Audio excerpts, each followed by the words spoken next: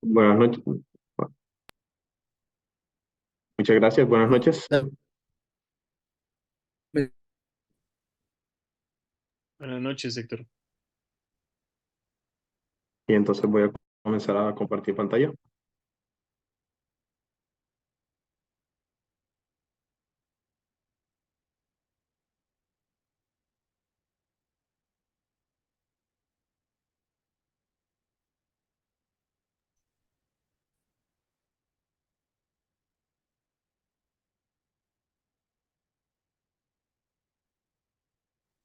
Ahí se Bueno, ve la pantalla.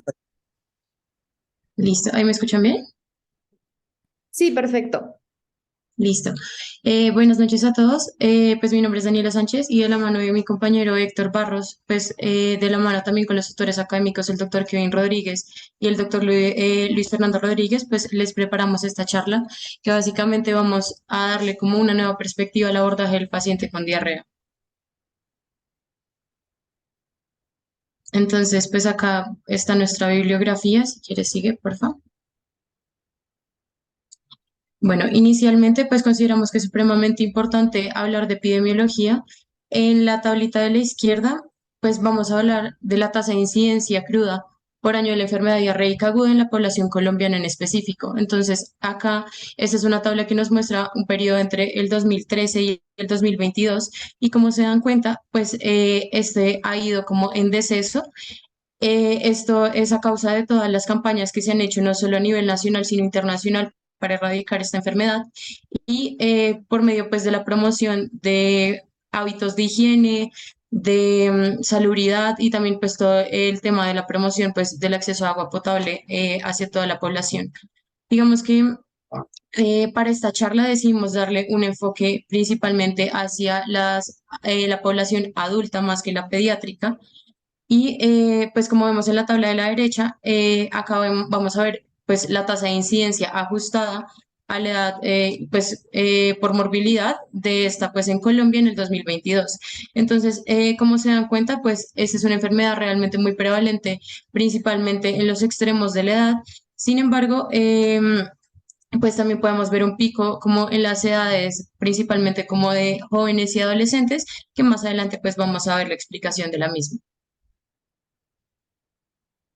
Acá pues vamos a ver la tasa de incidencia según el periodo epidemiológico. Esta es una tabla pues del 2018 y el 2022 y como se dan cuenta la tasa pues más alta o pues el pico de presentación de la misma va a ser principalmente en los primeros meses del año.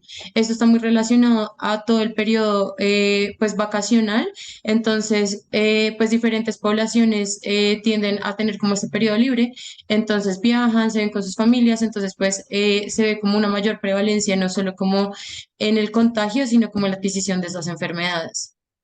Sigue, por favor. Entonces, algo que es muy importante acá es que en el 2021 se presentaron de 30 a 50.000 casos semanales de enfermedad diarreica aguda en Colombia y pues al año estaba a representar alrededor de 12 millones de casos en el país. Entonces, como se dan cuenta, pues es supremamente importante no solo aprender a diagnosticarla, sino tratarla, porque realmente la tasa de incidencia y prevalencia son supremamente altas en el país.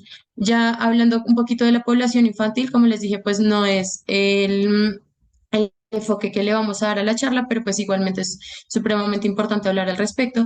Y es que en todo el mundo, por año, hay aproximadamente 1.700 millones de casos de enfermedad diarreica aguda infantil.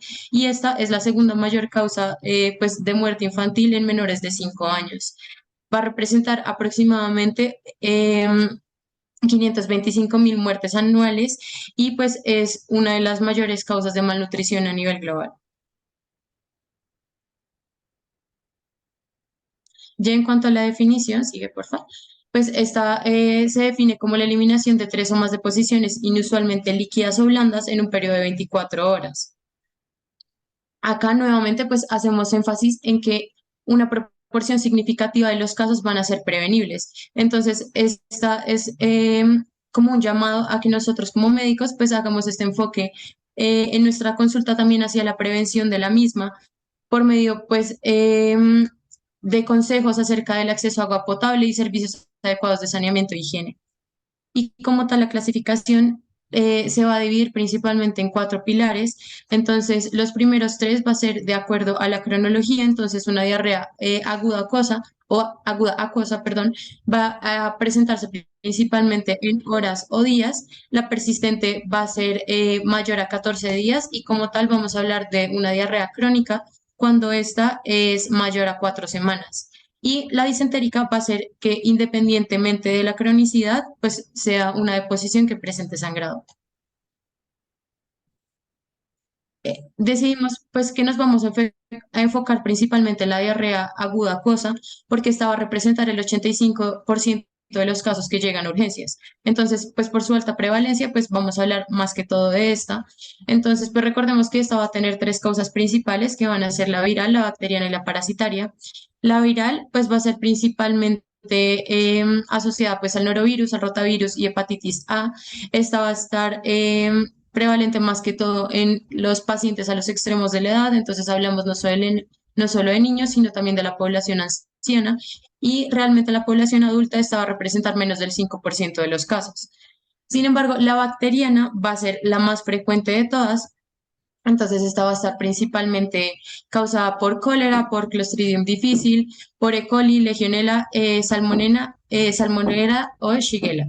Y como tal, las parasitarias, pues principalmente por Gardiasis y Amebiasis, pues entre otros parásitos, pero realmente no es muy usual como las anteriores. Listo, entonces en esta tabla, pues como les dije en la parte inferior, pues vemos que las causas infecciosas pues van a representar el 90% pues de estas etiologías. Sin embargo, en la parte superior de la tabla vemos que las causas no infecciosas van a representar aproximadamente el 10%. Entonces, acá lo más importante a tener en cuenta es siempre hacer una buena historia clínica y sospecharla en pacientes pues principalmente que estén consumiendo fármacos como lo son los laxantes, los antiácidos, la colchicina, la levotiroxina, los antibióticos o algunos digitálicos, o pues que pueden tener pues ciertas patologías asociadas como lo son el síndrome de intestino irritable, cáncer, pues enfermedades inflamatorias intestinales, diabetes mellitus, hipotiroidismo, hipertiroidismo, pues esclerosis sistémica o pues otras patologías de la misma. Esta, pues, es otra tablita que básicamente une todas las clasificaciones que les hemos dicho, principalmente, pues, la de arriba habla como tal de la cronicidad. Sin embargo, en la tabla, pues, del centro vemos que dependiendo de las características de las deposiciones, podemos sospechar si esta va a ser, pues, alta o baja. Entonces, básicamente, si estamos hablando de, como tal, del intestino delgado o del intestino grueso, entonces, podemos ver que como tal, si esta es alta, pues las heces van a ser más que todo acuosas, sin embargo, cuando es baja podemos ver la presencia de sangre moco-pus.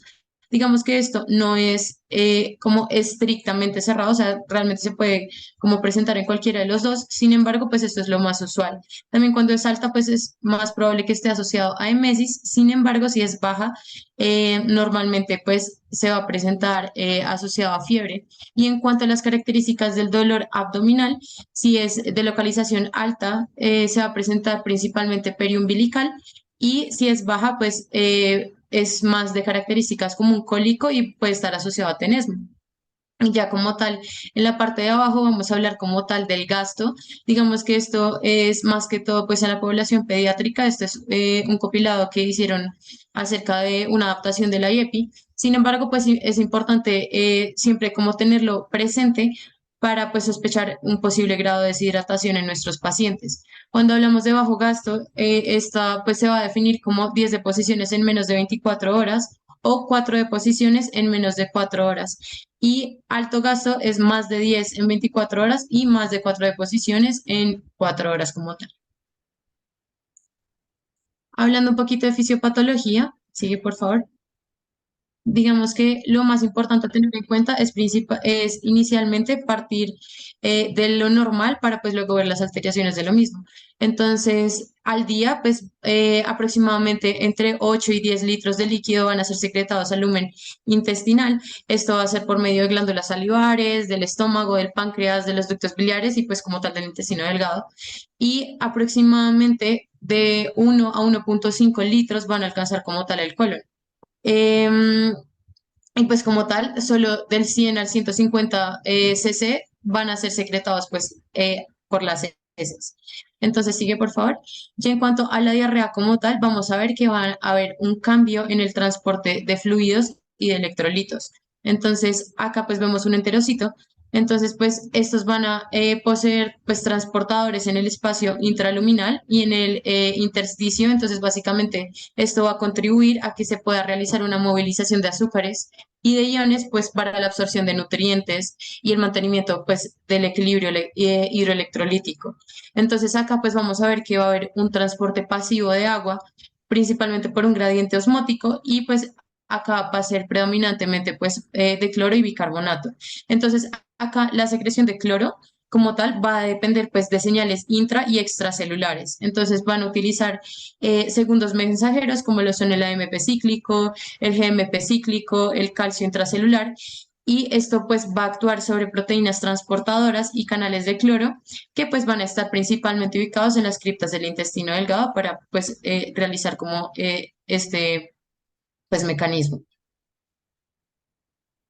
Listo. Y como tal, pues vamos a ver que va a haber un intercambio en la mucosa intestinal y este va a estar regulado principalmente por células endocrinas, paracrinas y autoinmunes. E inmunes, perdón. Entonces, pues básicamente estas van a estar controladas por el sistema nervioso entérico. Entonces, acá esto va a ser por medio pues de neuronas secretoras que básicamente van a terminar en la lámina propia y van a estimular pues el paso de iones de cloro hacia la luz intestinal. Entonces acá pues va a haber una difusión pasiva de sodio y de agua y esto lo que va a hacer es aumentar como por resultado del mismo la osmolaridad intraluminal. Y pues acá importante es que los principales mediadores de la respuesta neuroendocrina por estimulación toxigénica van a ser pues, el péptido intestinal vasoactivo, la 5-hidroxitriptamina y pues la acetilcolina. Ya como tal, en cuanto a los mecanismos, vamos a ver que hay cuatro principales. En cuanto a la diarrea osmótica, pues acá se va a presentar un aumento en la movilización del contenido acuoso hacia la luz intestinal. Entonces, acá esto va a ser por una carga importante de solutos que van a estar osmóticamente activos y va a ser secundaria a una intolerancia, pues principalmente de azúcares o de lactulosa o sorbitol. Entonces, pues si hay presencia como de algunos medicamentos, pues vamos a sospecharlo. En cuanto a la diarrea secretora, esta normalmente va a ser producida por una toxina, entonces digamos que las más prevalentes, pues digamos si hablamos de cólera va a ser la toxina A y de rotavirus la toxina NSP4. Entonces, la diarrea secretora va a ser más frecuente en la población pediátrica, esta va a representarme aproximadamente el 70% pues, de los casos en pediatría. Y pues como tal, digamos, el rotavirus, pues va a haber una hipersecreción de la toxina NSP4 y esto lo que va a hacer es aumentar la cantidad de calcio intracelular y esto lo que va a hacer es pues intervenir en la activación de canales de cloro y pues producir este tipo de diarrea. En cuanto a la diarrea inflamatoria, pues digamos que acá lo que va a pasar es que va a haber un agente patógeno que se va a adherir como tal al enterocito. Entonces van a alcanzar el espacio intracelular y van a producir una apoptosis como tal de las uniones intracelulares. Entonces, pues seguido de esto va a haber una replicación y como tal va a desencadenar una respuesta inflamatoria y una lesión pues en la mucosa. Esto, como les dije anteriormente, va a ser principalmente causado por Shigella, por Campylobacter, por esta entamoeba histolítica y por Clostridium. Y finalmente vamos a hablar de la diarrea por alteración de la motilidad. Digamos que esta no es tan prevalente como las anteriores, pero pues igual es importante sospecharla. Y acá lo que va a pasar es que va a haber un aumento en la contractilidad intestinal o una disminución del peristaltismo. Entonces, debido pues a estos cambios en, como tal en el intestino, pues va a haber un crecimiento, un sobrecrecimiento bacteriano y pues esto nos va a llevar pues a la producción de la diarrea como tal. Digamos que se nos hizo supremamente importante hablar de la diarrea del viajero. Entonces, pues esta va a ser causada principalmente a causa de la ingesta de agua o alimentos contaminados. Entonces, los patógenos pues, asociados a este son principalmente la E. coli, tanto enterotoxigénica como enteroagregativa, y el Campylobacter. Entonces, lo más importante acá es sospecharla. Entonces, como factores de riesgo, vamos a hablar pues del tipo de viaje, de las bebidas o alimentos consumidos, de la vida del viajero y el factor del huésped. Digamos que algo que es muy importante de esta enfermedad es que normalmente es leve y es autolimitada y que adicionalmente como otros factores como de riesgo es básicamente mirar qué otros grupos pueden estar siendo afectados por la misma. Entonces esto se va a ver principalmente pues en militares desplazados, en expatriados, en misioneros y también en atletas olímpicos por pues las condiciones de vida que ellos están teniendo. Entonces acá pues vamos a ver que el cuadro clínico de la misma, pues van a ser tres o más deposiciones de consistencia blanda o líquida, más uno de los siguientes que pueden ser dolor abdominal tipo cólico, tenesmo, náuseas, vómito, fiebre y urgencia en la deposición. Ya hablando como tal en cuanto a los factores de riesgo, en cuanto al tiempo de exposición del viaje, digamos que es muy importante tener en cuenta que este va a ser muy prevalente en personas jóvenes y mochileros, porque estos usuarios pues normalmente tienden a viajar pues de manera como más libre, entonces pues ellos tienden a consumir alimentos en puestos callejeros o restaurantes informales. Se hizo un estudio en el cual se evaluaba si realmente el hospedaje como tal era un factor de riesgo para determinar la prevalencia pues de la diarrea del viajero y realmente se dieron cuenta que no, que el hecho de quedarse en un hostal o en un hotel 5 estrellas, realmente el hotel 5 estrellas no es un factor protector porque como tal, al haber múltiples estaciones de buffet, pues realmente esto promueve pues la expansión como tal de la enfermedad. Entonces, pues en ese aspecto realmente no se vio como mayor pues cambio, como, o sea, no se considera este un factor protector. Sin embargo, en cuanto a los viajes marítimos y fluviales, como tal, los fluviales tienen mayor riesgo a presentar esa enfermedad que los marítimos por las condiciones pues de higiene y de seguridad que tienen los mismos. En cuanto a las bebidas y los alimentos de consumo, pues acá principalmente se habla de ensaladas, aguas no embotelladas, el hielo, la fruta, pues que como tal no haya sido pelada, helados artesanales, también pues carnes crudas. Y pues acá lo más importante pues son las medidas higiénicas de los locales, pues donde se van a ingerir estos alimentos. Y en cuanto a los factores del huésped, realmente no se ve que haya como mayor incidencia hacia algún género u otro. Realmente las mujeres y los hombres se presentan casi que por igual. Sin embargo, las mujeres sí son más propensas a solicitar una valoración médica a comparación de los hombres. Como tal, pues la edad, los jóvenes, los adultos jóvenes, pues van a presentar mayor frecuencia, por lo que les dije, de los tipos de viajes que hacen. Y pues importante siempre, pues sospechar acerca, pues interrogar principalmente acerca de antecedentes patológicos, de inmunosupresión y pues de cualquier enfermedad inflamatoria intestinal. En cuanto al diagnóstico, entonces, sigue por favor. En el interrogatorio, pues vamos a centrarnos principalmente en preguntar acerca de viajes recientes, cambios recientes en la alimentación, fármacos como lo son la digoxina, la colchicina, la teofilina, el sorbitol, bueno, pues también la furosemida, bueno, entre otros. También, pues, importante acá los laxantes, obviamente, la noxa de contagio. Entonces, pues eso está muy relacionado no solo con los tipos de viajes, sino familias pues con niños, que pues el niño presenta una gastroenteritis, cualquier tipo pues de noxa de contagio que se nos pueda ocurrir, también el acceso al agua potable o pues medidas de higiene de alimentos, las hospitalizaciones recientes, cuadros previos, los síntomas asociados y pues como tal las características de las deposiciones. Entonces pues como características pues nuevamente nos vamos a centrar principalmente en la frecuencia, duración y pues el inicio del cuadro. Y en cuanto al examen físico, importante acá siempre es determinar el grado de deshidratación, porque como vamos a ver más adelante, esto nos va a determinar pues el abordaje que le vamos a dar al paciente. También evaluar la estabilidad hemodinámica, el examen abdominal completo y pues descartar cualquier signo de irritación peritoneal, pues obviamente para poder enfocar correctamente pues, la etiología. En cuanto a las características de la deshidratación, digamos que más adelante vamos a hablar un poquito más, pero acá súper importante es que, bueno, esta es una tabla pediátrica, pero nos habla que dependiendo, pues, pues como tal de la pérdida según el peso, pues vamos a sospechar si es algún grado de deshidratación, si hay ausencia o si hablamos como una deshidratación grave como tal. Sin embargo, y pues acá vemos la clínica, pero este es infantil. Sin embargo, en la siguiente tabla, sigue por favor, Héctor. Esta tablita es básicamente es un estudio que nos habla de cuándo sospechar que nuestro paciente pues tiene signos de hipovolemia debido pues entonces acá pues básicamente vamos a ver los diferentes como signos y la sensibilidad y especificidad.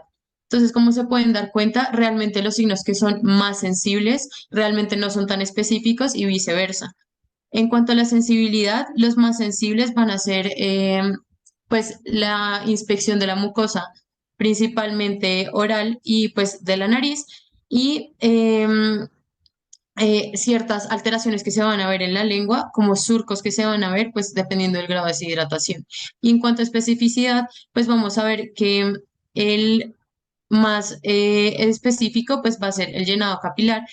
Sin embargo, la sensibilidad del mismo va a ser muy baja porque pues recordemos que esta va a ser operario dependiente, entonces no todo el mundo valora de la misma forma el llenado capilar y no todo el mundo sabe cómo hacerlo correctamente. Sin embargo, pues al tenerlo pues vamos a ver pues que realmente es supremamente específico y nos va a hablar pues de una deshidratación mucho más amplia. Ya en cuanto a los exámenes, pues realmente en casos muy específicos se piden, pero pues a grandes rasgos pedimos un hemograma, un coproscópico y un coprológico, los electrolitos y una colonoscopia ya en casos pues de sospechas de cáncer o alguna alteración un poquito más crónica. Entonces, importante pues recalcar la diferencia entre un coprológico y un coproscópico. Entonces, recordemos que el coprológico como tal nos va a hablar de las características de la materia fecal. Entonces, acá pues este nos va a hablar acerca del color, del aspecto, de la consistencia, el dolor y pues del olor y pues la presencia de microorganismos que pueden estar presentes o no en la misma. Y el coproscópico como tal va a incluir lo del coprológico, pero se va a añadir como tal el pH, los azúcares reductores y la sangre oculta, que pues nos van a orientar un poquito más pues la caracterización de la etiología. Y acá pues vamos a ver esta tablita que básicamente nos muestra pues entre el 2012 y 2014 la frecuencia pues de diferentes microorganismos que se aislaron como tal en coprocultivos. Entonces, como se dan cuenta, pues la tasa más alta es principalmente por Salmonella y por Campylobacter. Entonces, pues nada, pues sospecharlo y pues aprender a diagnosticarlo y tratarlo oportunamente. Entonces, ahora comenzamos con el tratamiento, que va a consistir en dos pasos principales, que no se van a dar siempre los dos al mismo tiempo, pero los dos que más tenemos que tener en cuenta son la rehidratación y el tratamiento antimicrobiano cuando se requiera. Entonces, comenzamos a ver el tratamiento de rehidratación.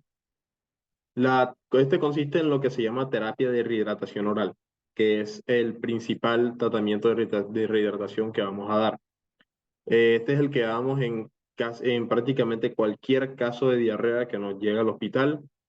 Se dan con soluciones que contengan, importante, que contengan agua, sal y azúcar. Esto es lo que componen las sales de rehidratación oral, o RSRO, como se les conoce también.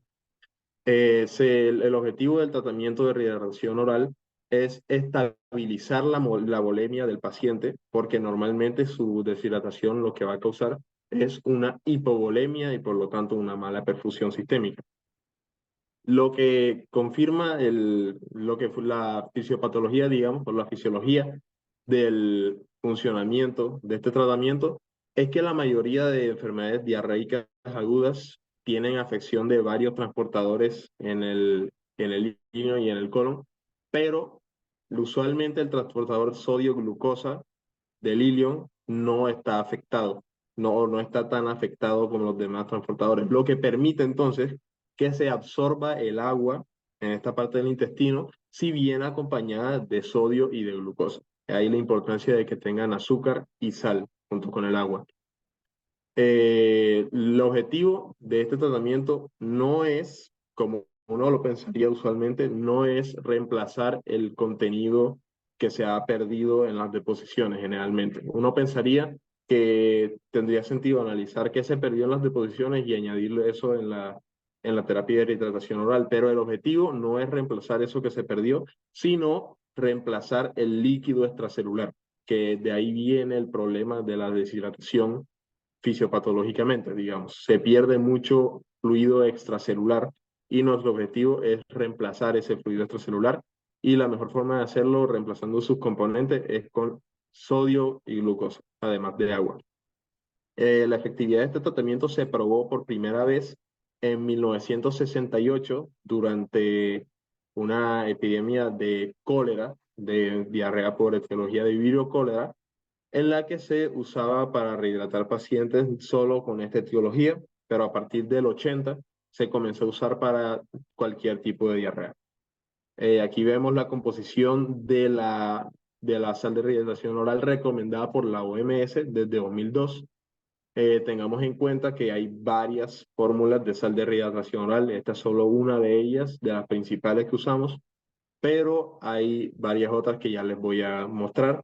Desde el 2002 es que se usa 75 milimoles por litro de sodio, porque antes se usaban 90. No es que el 90 no sea efectivo para el tratamiento, pero la baja osmolaridad hace que sea más fácil absorberlo y reduce riesgos de empeoramiento del cuadro por alta osmolaridad.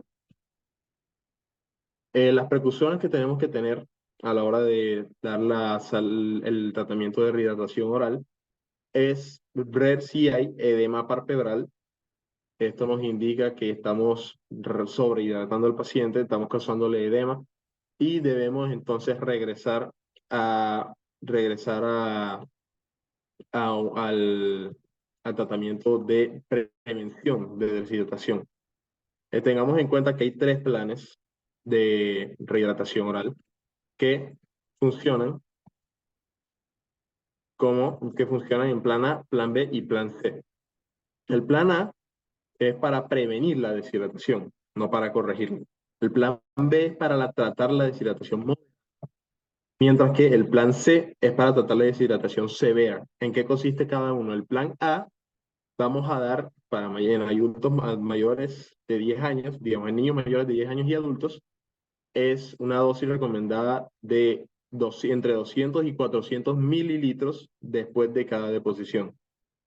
El plan B, para la moderada, es a pacientes con peso mayor a 30 kilos y mayores de 15 años, dar entre 2.200 y 4.000 mililitros luego de cada deposición.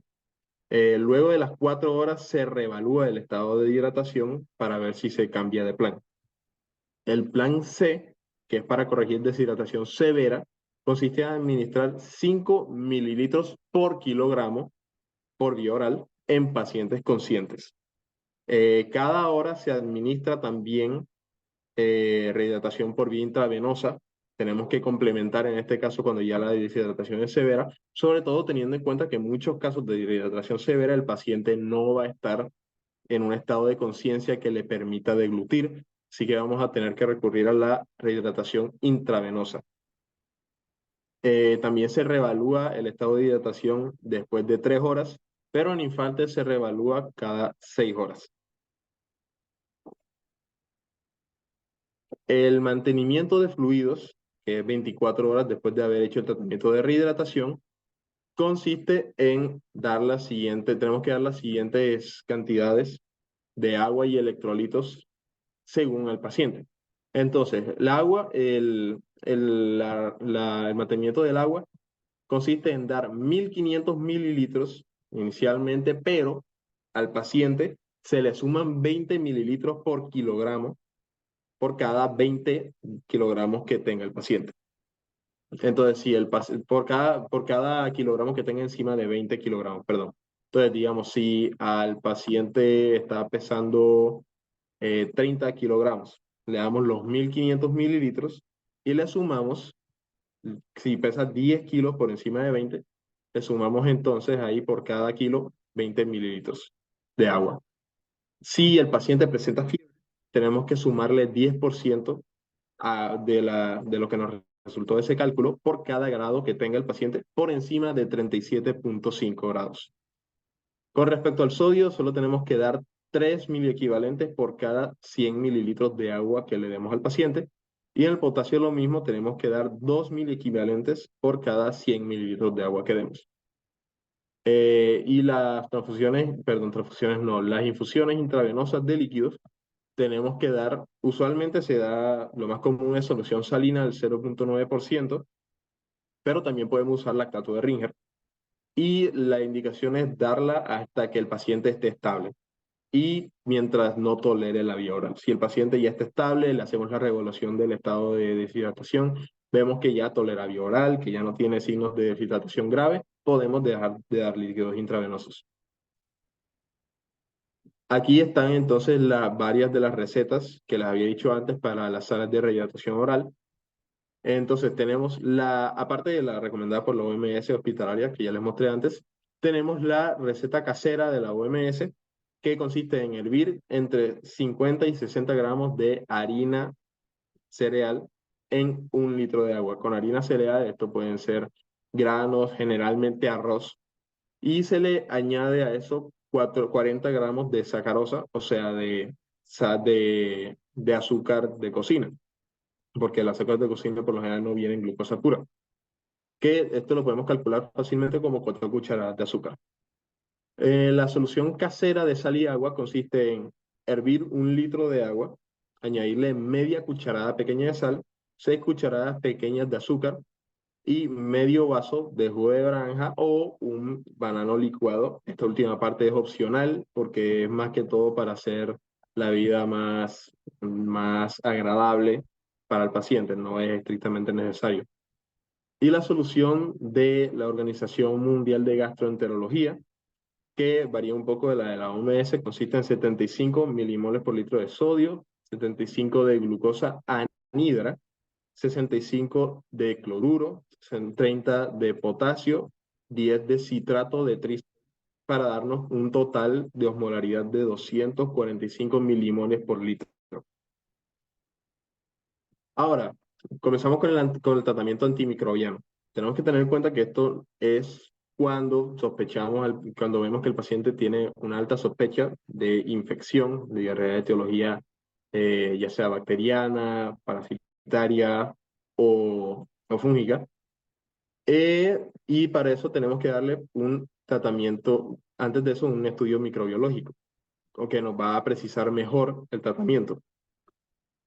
¿Qué criterios damos para pacientes que vayamos a hacer el estudio microbiológico? Tiene que tener un cuadro severo de diarrea con una fiebre mayor a 38,5 grados. La diarrea tiene que estar asociada o puede estar asociada a otra enfermedad a la que se le esté dando tratamiento antibiótico.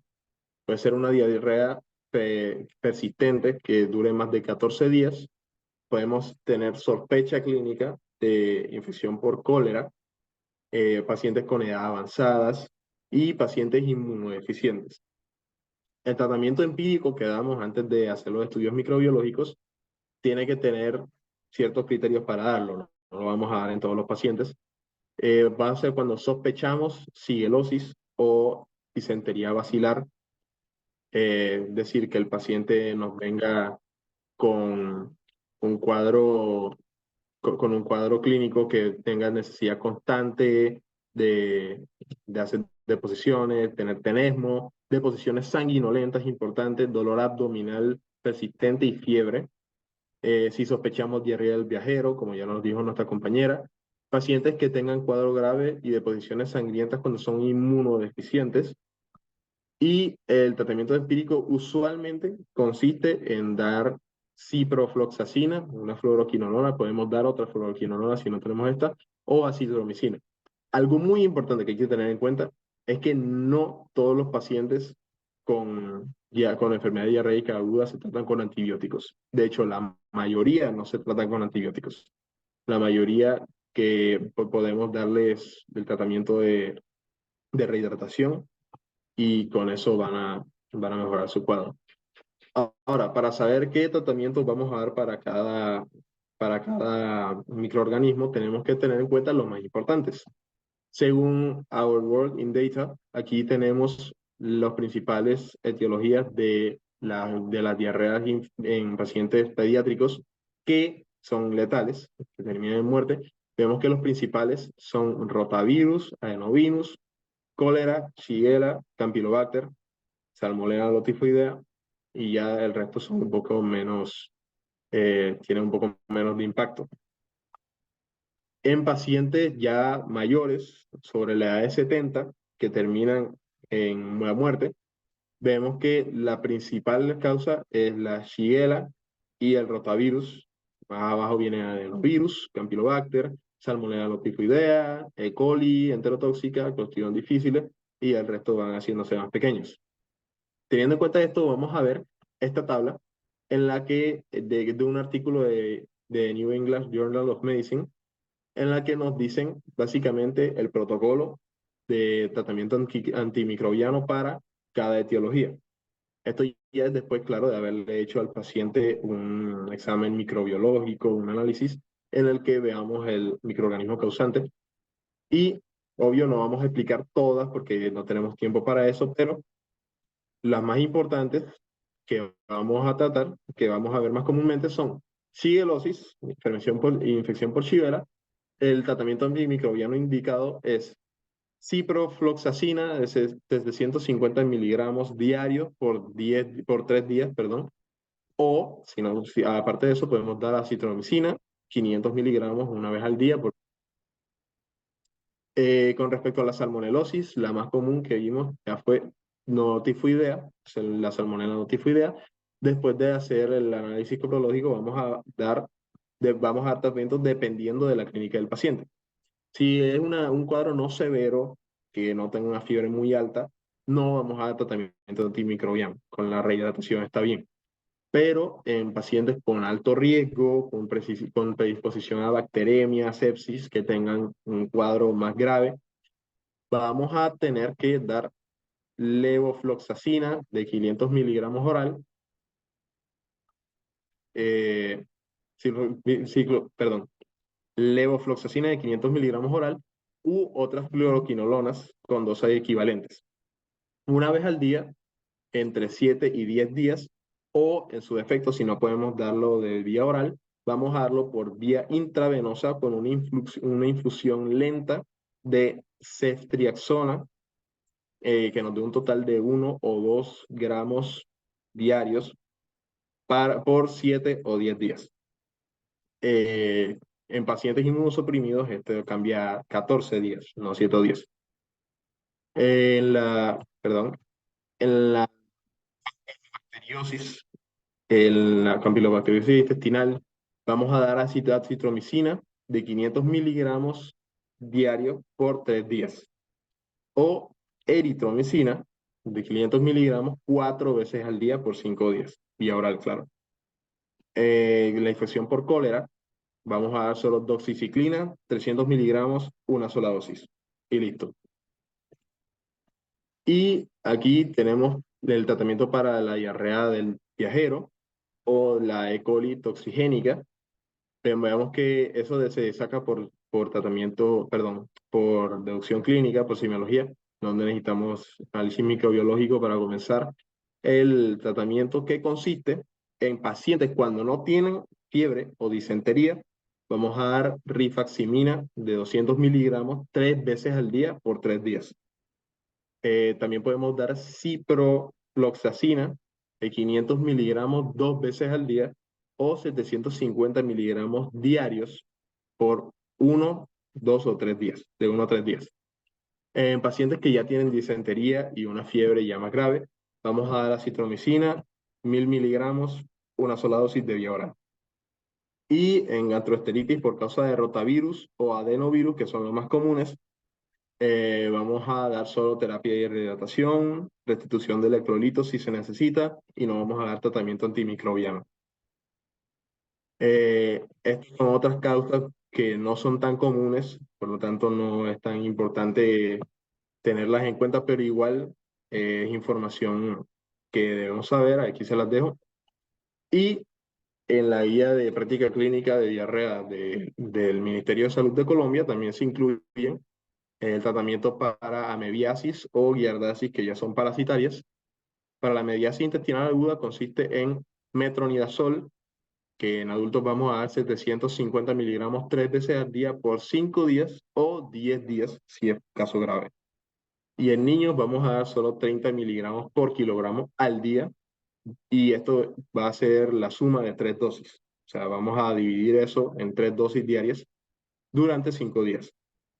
Y también podemos dar tinidazol en adultos y niños mayores a 12 años, 4 tabletas en una sola dosis por 2 días.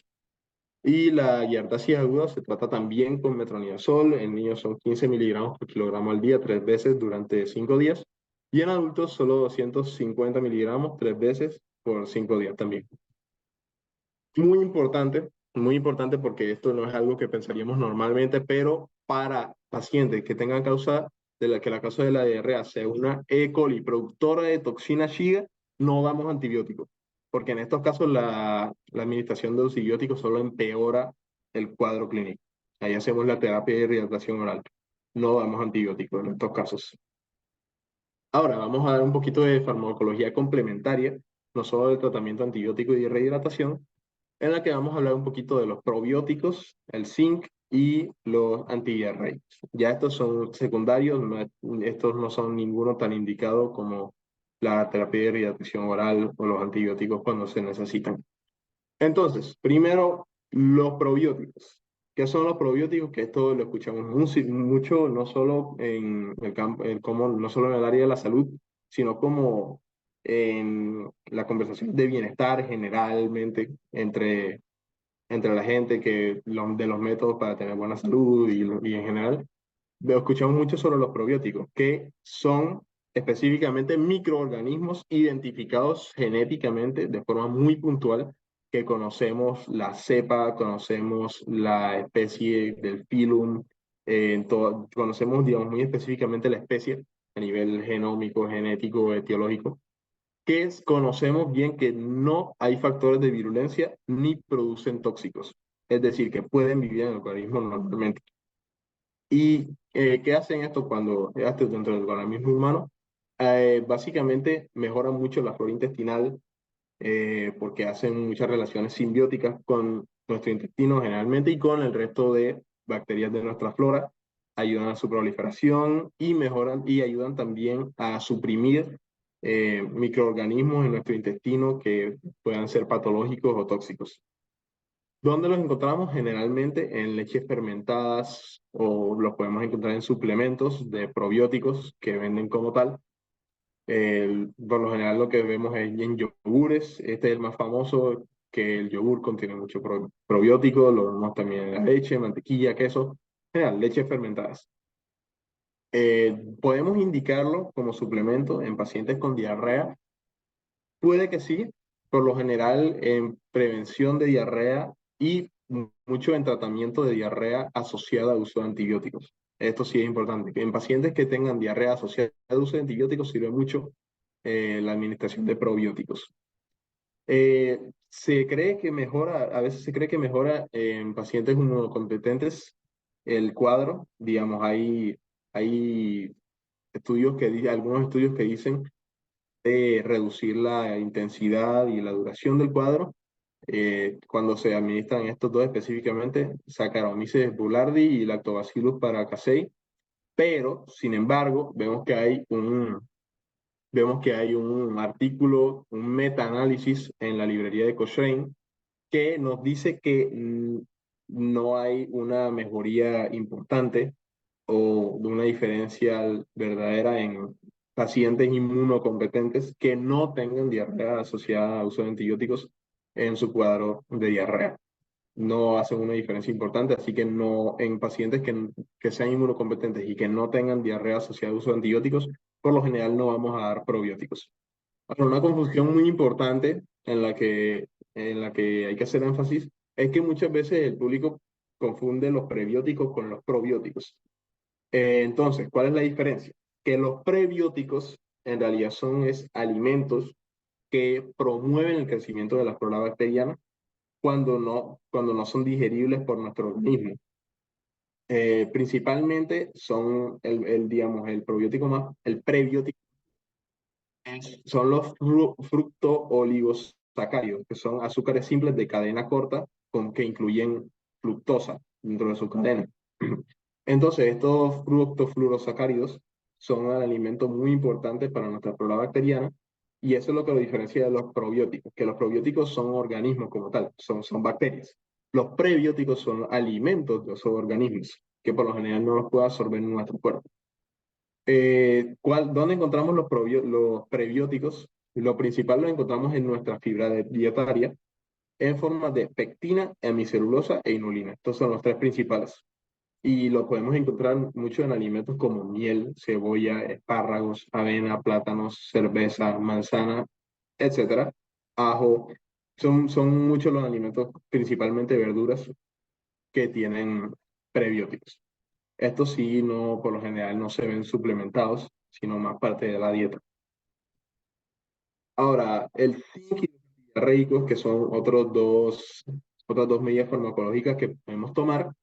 Con respecto al zinc, la verdad no se indica mucho. Principalmente se puede dar como suplemento en tratamiento en pacientes pediátricos cuando estamos frente a un cuadro de enfermedad diarreica aguda en países en vía de desarrollo. ¿Por qué?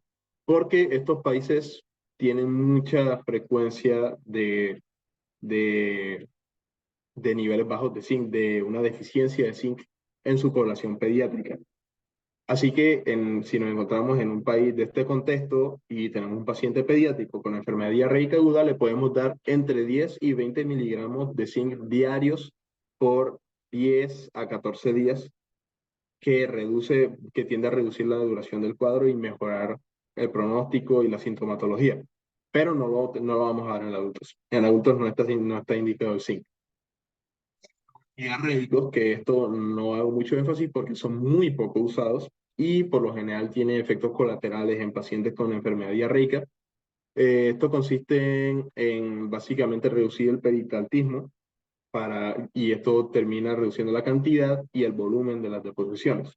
Los dos principales que se usan son la loperamida y el racecadotrilo, pero usualmente no vamos a usar antidiarreicos. Este es entonces el algoritmo de manejo y tratamiento con un resumen grande de un artículo de New England Journal of Medicine, que dependiendo de la clínica del paciente, digamos, si la diarrea es persistente, si tiene exposición a ambiente de hospital o está tomando antibióticos, es decir, que tenga probabilidad de una bacteria resistente a antibióticos, si tiene una fiebre mayor a 38.5, si tiene colitis, vamos a tener un abordaje diferente para cada uno. A algunos le vamos a hacer estudios microbiológicos para hacer tratamiento específico para patógenos. Algunos podemos solamente hacer tratamiento de rehidratación oral, cuando hay signos como leucocitosis o tenemos sospechas clínicas de diarrea de no respuesta inflamatoria, podemos tratar solamente también con electrolitos. Pacientes con diarrea severa, también que tengan riesgo de bacterias resistentes a antibióticos, podemos hacer un estudio microbiológico y luego hacer tratamiento dependiente de microorganismos o considerar una pelectomía cuando hay toxicidad y alta temperatura, un megacolon, algunos de estos signos o síntomas. Y pacientes con diarrea persistente también va a hacer estudio microbiológico y hacer tratamiento dependiente de patógeno. Gracias por tu atención. Esto sería todo lo que tenemos para presentarles hoy. Si tienen alguna pregunta, por favor, coméntenosla. Y eso sería todo. Muchas gracias.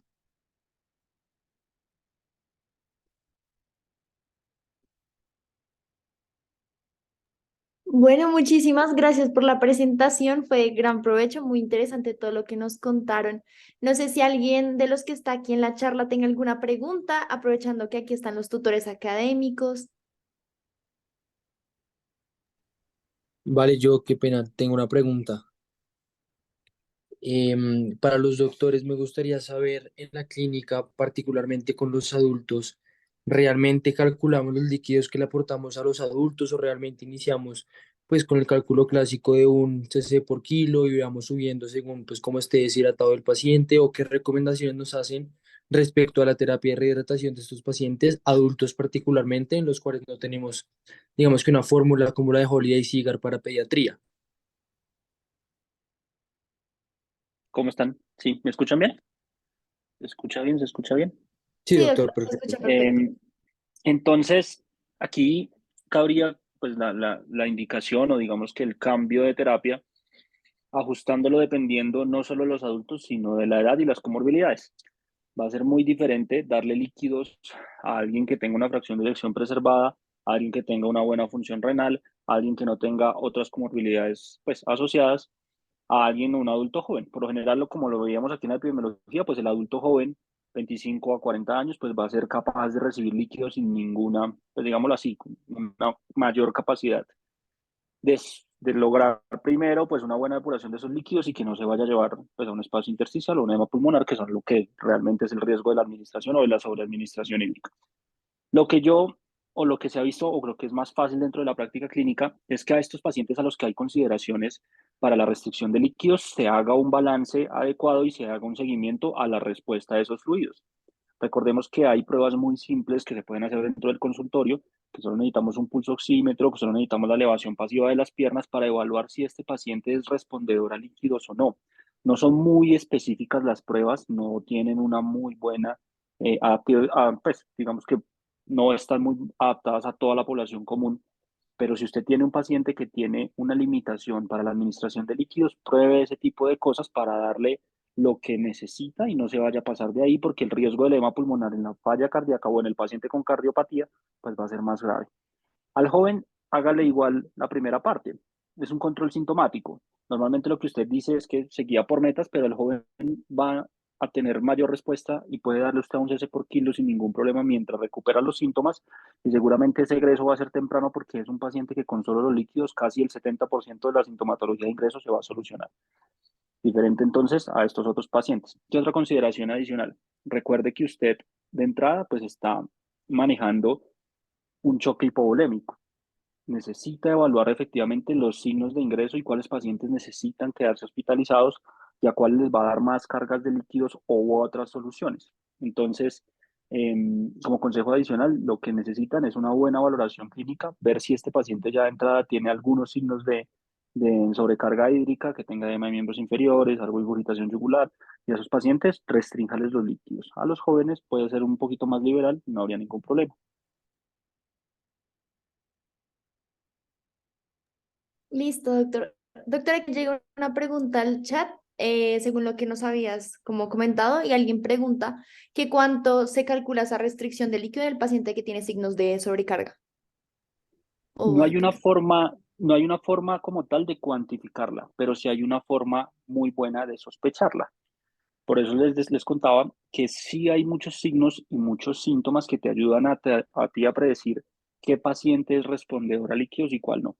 Entonces, en el consultorio, a ese paciente que está en decúbito supino, bueno, está acostado en su camilla, y le subimos las piernas y vemos que su pulso varía un 20% con respecto al basal. Después de elevarle esas piernas un minuto, podemos sospechar que ese paciente perfectamente podría caberle o podría ser respondedor a líquidos y con facilidad podríamos colocarle unos 300 o unos 400 cc de líquidos iniciales hasta que esa prueba se haga negativa, se normalice esa frecuencia cardíaca o ese pulso con esa misma maniobra. Entonces, uno podría, digámoslo así, facilitar un poco la atención con esas pruebas. Ya si queremos ser un poquito más avanzados, podremos hacerlo con ecocardiografía, con la línea arterial, midiendo la presión, la PVC, o pues otros ya métodos invasivos de medición de la variabilidad del gasto cardíaco. Pero en este caso, en un consultorio, y siéndolos muy prácticos, uno podría cambiar y evaluar eso. La frecuencia cardíaca, ¿cambia o no la frecuencia cardíaca solo con la elevación pasiva de las piernas? Este paciente de entrada tiene ya edema de miembros inferiores, tiene signos de edema pulmonar, tiene ingurgitación yugular. En ese caso, este paciente, a pesar de que venga con diarrea y se comporte como un choque hipovolémico, usted sabe de entrada que este no le va a ser respondedor a líquidos. ¿Cuántos? Pues digamos que va a ser una medida que va a ser difícil de calcular, pero la consideración si es que esté evaluando constantemente si puede continuar con la respuesta a líquidos, o es mejor que ya baje sus líquidos y empiece con otra terapia adicional. Evalúe si ya no necesita, ya no responde a esos líquidos, necesitará un vasopresor, necesitará de pronto que le continúe la vía oral o de pronto no. Entonces, esas cositas ahí juegan a su favor para saber clínicamente cómo le va a responder ese paciente a sus líquidos. Perfecto, doctor. No sé si alguien tenga otra pregunta, alguien quiera comentar algo.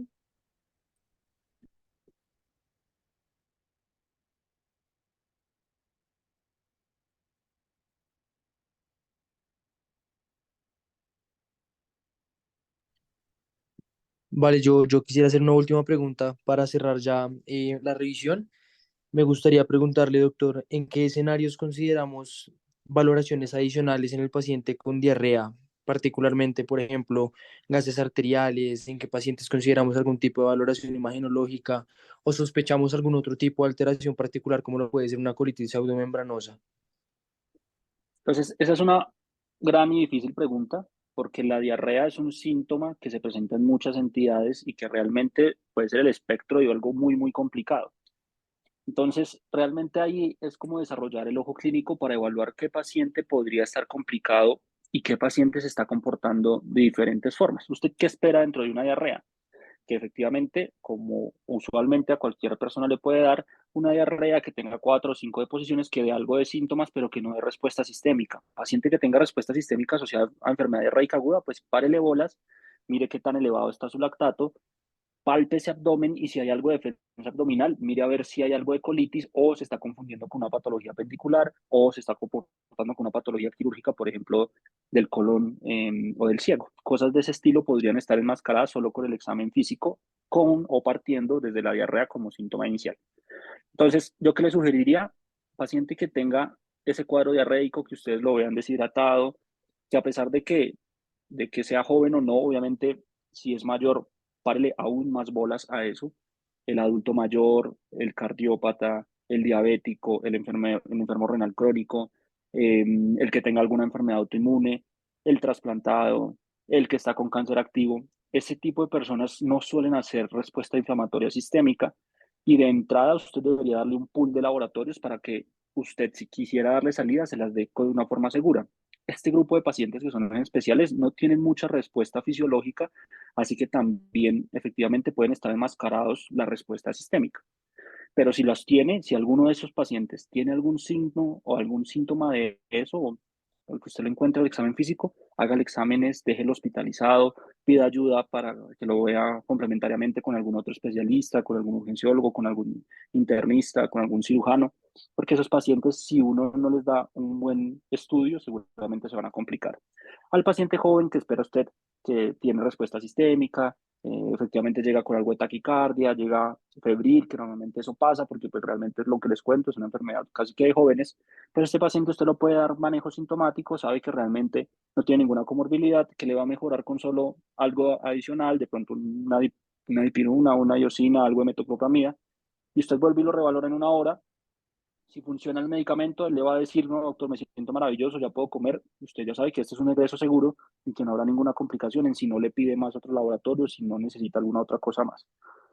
Entonces, tener precaución mucho en este grupo de pacientes que les cuento, los pacientes que por de entrada usted sospecha que su compromiso, que tiene algo de inmunocompromiso de entrada, téngale más cuidado, pídale más laboratorios, pida ayuda, nuevos conceptos, valórelo entre 2 o 3 ahí que estén cerca, porque seguramente ese paciente sí necesita de mucho más estudios para poderles dar un egreso como tal, o pues con facilidad. Em, y nada, pues es el síntoma de entrada de muchas cosas, entonces es necesario que lo valoren bien con ojo clínico y estarlo revalorando constantemente. acuérdese muy bien de esos pacientes, esténlos valorando también, chequenlos cada hora, cada 2 horas, lo que pueda, mientras tanto en la sobreocupación del servicio seguramente, pero que usted lo tenga presente siempre para que no se le vaya a pasar por alto nada. Perfecto, doctor. Muchísimas gracias por la intervención. Bueno, ya siendo las 8:09 de la noche, damos por finalizada entonces la revisión del día de hoy. Muchas gracias a Héctor, muchas gracias a Daniela y a nuestros tutores académicos, al doctor Kevin y al doctor Luis Fernando. Muchísimas gracias por su apoyo y por su participación con nuestro grupo. A los asistentes, pues muchas gracias por estar aquí presentes. Y nada, no haciendo más, cerramos esta actividad. Nos estaremos comunicando con ustedes. Esta es probablemente la penúltima actividad, si no es la última.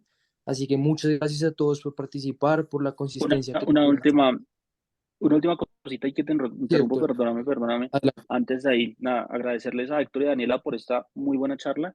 Ellos lo hicieron solos, ellos sacaron todo el tiempo, nosotros hasta realmente ellos fueron los que estuvieron súper pendientes de eso. Y de verdad, muchas gracias por la motivación que tienen para realizar este tipo de temas, que a pesar de que tengamos poco tiempo para hacerlo, pues realmente se vuelve muy fructífero si lo seguimos haciendo. Entonces, muchísimas gracias de verdad a ustedes por organizar todo esto, maravilloso, síganlo haciendo, motívense, que estos son temas que nos van a servir no solo para los que trabajamos en urgencias, sino para todo mundo, hasta en su casa. Y muchas gracias, buenas noches. Gracias, doctor. Muchas gracias a Daniela y a Héctor por ese compromiso. Espero que estén muy bien y nada, nos estamos comunicando entonces con ustedes para próximas noticias. Feliz noche. Hasta Gracias. luego, muchas gracias. Gracias. Hasta Muchas luego. gracias.